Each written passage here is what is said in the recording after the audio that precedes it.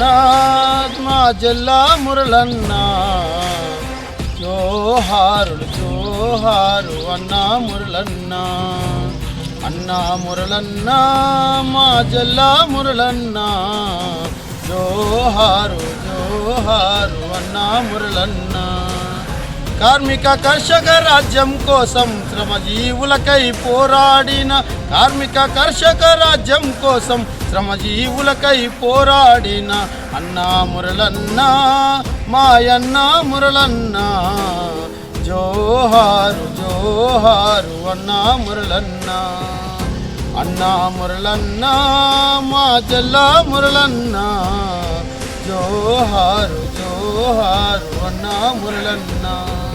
ఆయన ప్రథమ వర్ధంతిని స్మరించుకొని ఆయన ఏ రాజ్యం కోసం, ఏ స్థాపనక, ఏ శ్రమ కోసం, ఏ దోపిడీ లేని వ్యవస్థ కోసం పోరాడిండు, ఆ దోపిడీ లేని వ్యవస్థ కోసం అరుణోదయ మాటా పాటగా ముందుకెళ్తుంది.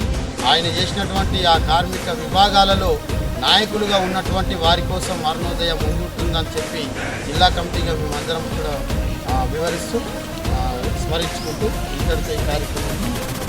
జల్ల మురళన్న మొదటి స్మారక సభ సందర్భంగా ఆర్మూరు పట్టణంలో IFTU ఆధ్వర్యంలో స్మారక సభ నిర్వహిస్తూ ఉన్నాం. జల్ల మురళన్న IFTU నిజామాబాద్ జిల్లా కమిటీ ఉపాధ్యక్షులుగా పనిచేసిండు. కార్మికుల కోసం తాను అనేక రకాలైనటువంటి కష్టాలు పడ్డాడు. నిజామాబాద్ పట్టణంలో అనేక మంది కార్మికులకు ఇళ్ల స్థలాలు ఇప్పించిన దాంట్లో క్రియాశీల పాత్ర వహించిండు. అదేవిధంగా IFTU నిర్మాణంలో కూడా తను చాలా పెద్ద కృషి చేసిండు. నిజామాబాద్లో మున్సిపల్ కార్మికుల కోసం కూడా పనిచేసిండు.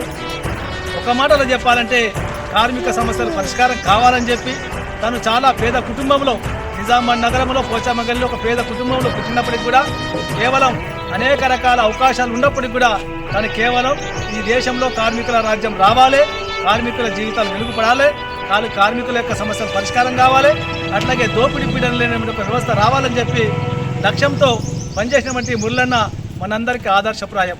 ఎందుకంటే ఇవల్ల కొద్దో గొప్ప కొద్దిగా పేరు రాగానే తనకంటే స్మారకాలు లేదని చెప్పి రకరకాల వంటి అవకాశవాదాన్ని ప్రదర్శిస్తున్న చాలామంది.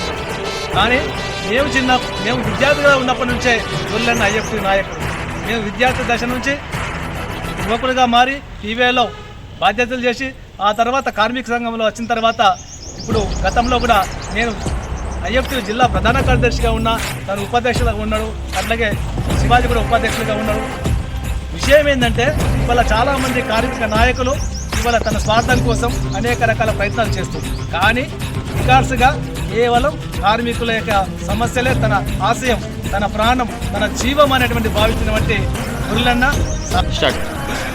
కామ్రేడ్ జల్ల మురళన్న ప్రథమ వర్ధంతి సందర్భంగా IFTU తరఫున మురళన్న ఫోటోకు దండేసి నివాళులు తెలియజేస్తున్నాం.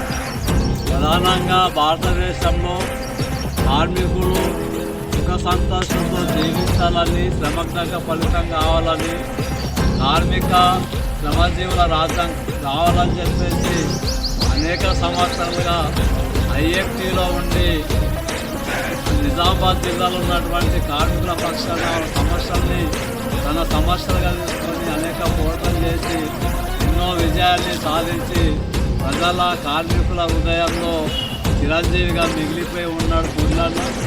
తాను జీవించినంత కాలం ఈ దేశంలో ఉన్నటువంటి బడుగు బలైన వర్గాలకు సంబంధించిన వారికి, కార్మికుల కోసం పనిచేసినటువంటి మురళన్న గత సంవత్సరం చనిపోవడం అనేది బాధాకరం.